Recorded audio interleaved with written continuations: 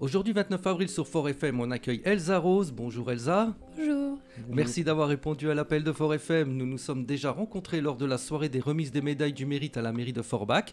Et pour les auditeurs qui ne te connaissent pas encore, depuis The Voice, il a dû s'en passer des choses et on aimerait que tu nous racontes tout cela. Et pour en connaître davantage sur toi Elsa, je donne la parole à Vincent. Merci David. Alors bonjour Elsa, toi tu as commencé la musique depuis toute petite, à l'âge de 5 ans, tu as commencé par le violon quand tu es entré en conservatoire, mais c'est véritablement vers l'âge de 15 ans que tu découvres le chant et en même temps que la guitare. Comment t'es venue cette passion ? J'ai rien besoin de rajouter là. En fait, je suis née dans une famille où on fait beaucoup de musique tout le temps. Toutes les fêtes de famille finissent avec un oncle au piano et quelqu'un qui chopé une guitare et on chante tous. Et du coup, c'est comme ça que ça a toujours été naturel de chanter, mais jamais devant des gens. Je chantais avec ma famille, mais jamais moi toute seule. Et je dansais, mais jamais je chantais sur scène. Et c'était quelque chose qui sortait complètement de l'envisageable pour moi, parce que étant très introvertie, c'était pas du tout quelque chose que j'imaginais être possible.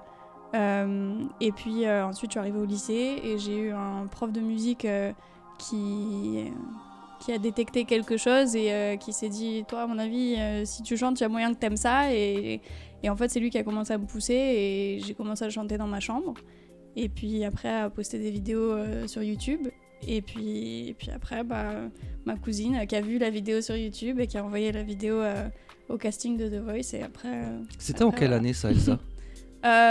Ça commence à faire un peu maintenant. C'était vers 2017 Ouais, j'ai été diffusée en 2017, donc D'accord. Du coup tout ça s'est passé en 2016. D'accord, donc c'est vraiment une passion qui fait partie de toi en fait, c'est pas venu un jour comme ça, tu es vraiment né avec. Ça a toujours été ça, ouais. D'accord.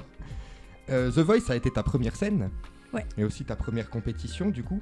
Lors des auditions à l'aveugle, il y a quand même 3 coachs qui se sont retournés. Qu'est-ce que tu as ressenti à ce moment-là ? C'était comme une victoire quand même. La victoire, c'était déjà d'être aux auditions à l'aveugle. Exactement. Parce qu'il y a énormément de casting avant. Donc c'était pas ma première audition puisque j'avais dû passer les pré-auditions avant qu'on voit pas à la télé.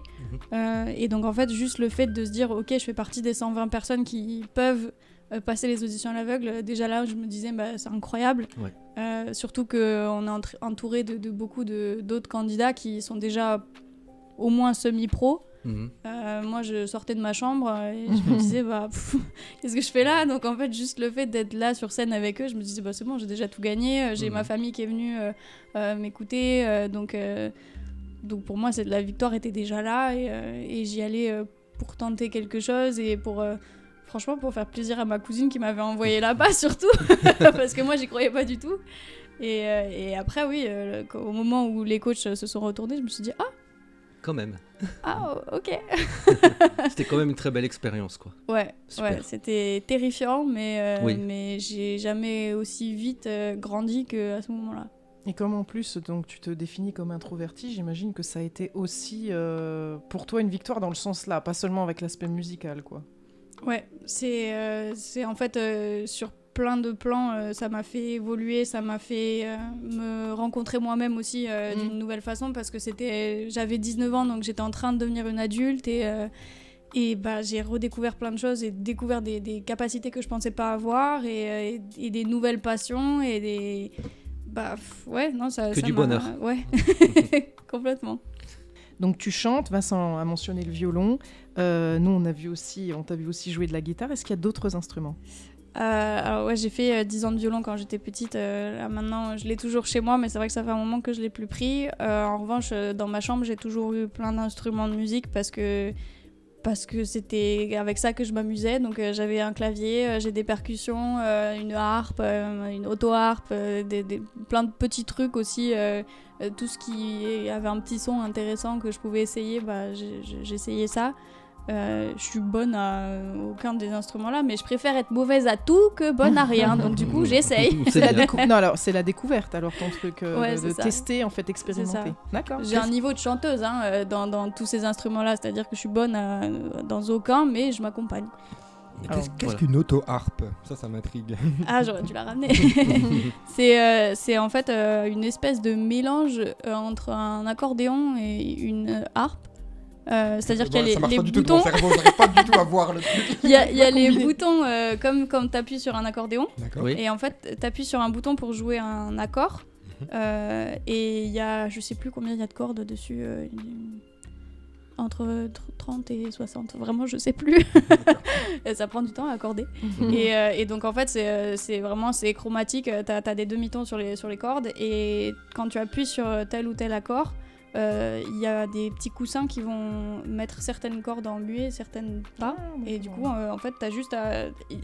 N'importe qui peut en jouer, il suffit de savoir lire, en fait. D'accord, ouais. T'appuies sur le bouton, tu grattes et t'as l'accord qui sort. Ah bah super, Et c'est chez Fort un- FM, on découvre des instruments. Ah ouais, c'est un instrument très très folk.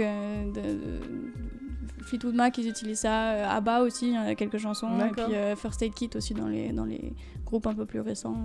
La musique t'a permis de vaincre ta timidité alors, tu as dit. Est-ce que tu peux nous en dire un petit peu plus sur ce sujet? Alors, En quoi, comment la musique aide à vaincre la timidité justement?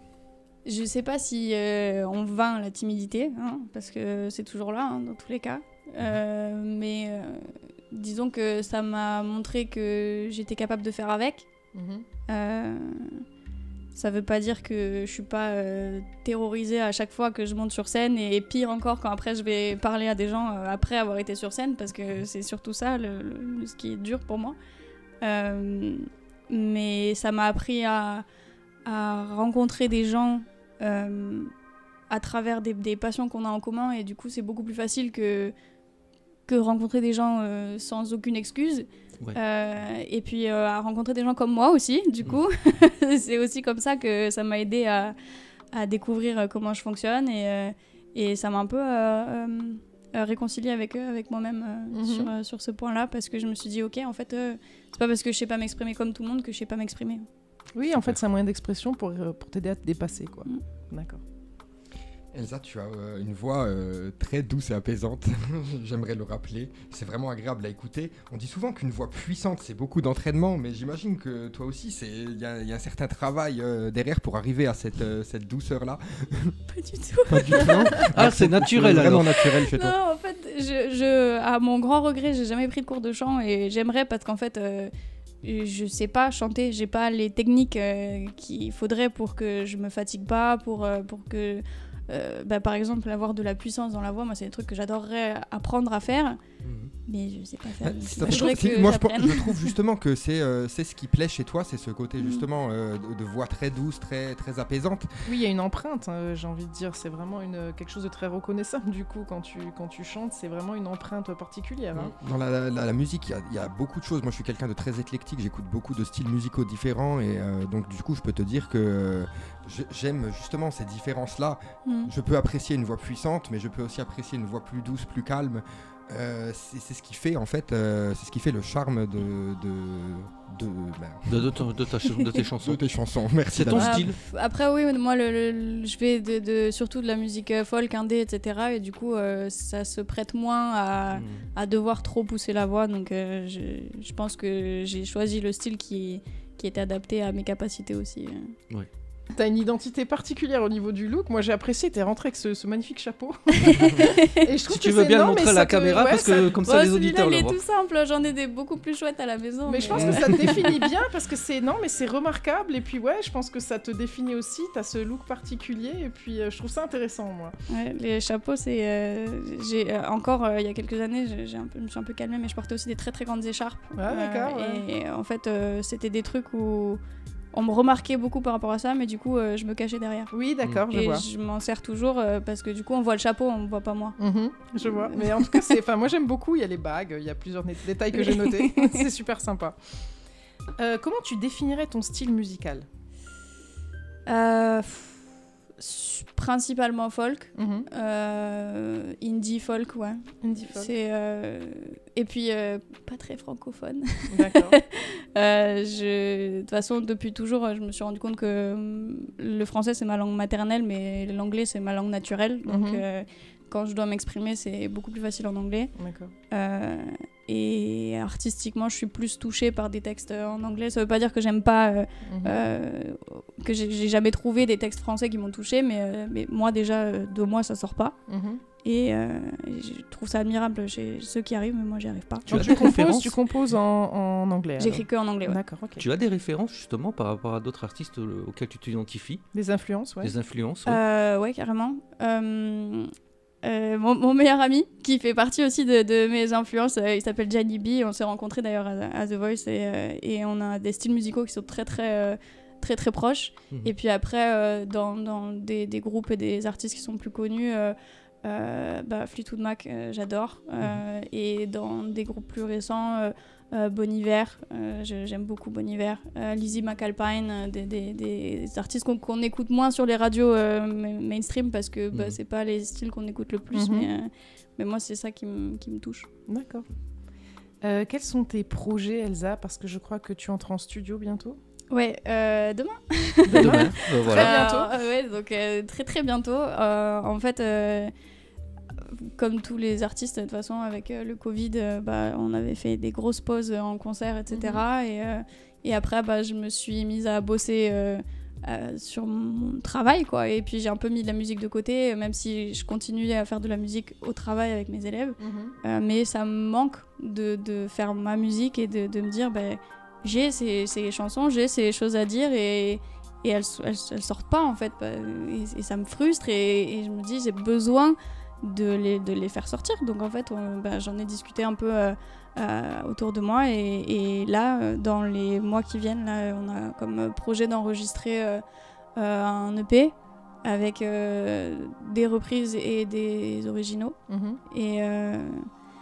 Et ouais, ce sera du coup, ça fait longtemps que j'ai besoin de le faire et là je me dis bon, c'est maintenant, quoi. Donc là, demain c'est pas ça. Demain c'est un projet que je fais, une collab avec un DJ qui fait des prods, etc. Donc on travaille sur un remix d'un autre titre qui est pas du tout dans mon style pour le coup. Donc c'est un gros challenge. mais aussi du coup mes titres qui sont là en process là maintenant. Très bien, écoute, quand il sortira, tu seras la bienvenue pour venir en parler chez Fort FM. Écoute, moi Elsa, je te remercie d'être venue aujourd'hui sur le plateau de Fort FM. Tu reviens nous voir quand tu veux, tu seras toujours la bienvenue. N'hésite pas surtout à nous faire part de ton actualité, on se fera un plaisir de la relayer sur nos réseaux à nous. Et merci aussi à Vincent et Christine. Et quant à nous, chers auditeurs, on se retrouve très vite pour de nouvelles vidéos. Ciao tout le monde. Ciao tout le monde. Partagez cette vidéo, likez, activez la cloche pour rester informé de l'actualité de Fort FM. Merci. Personne dit la vérité.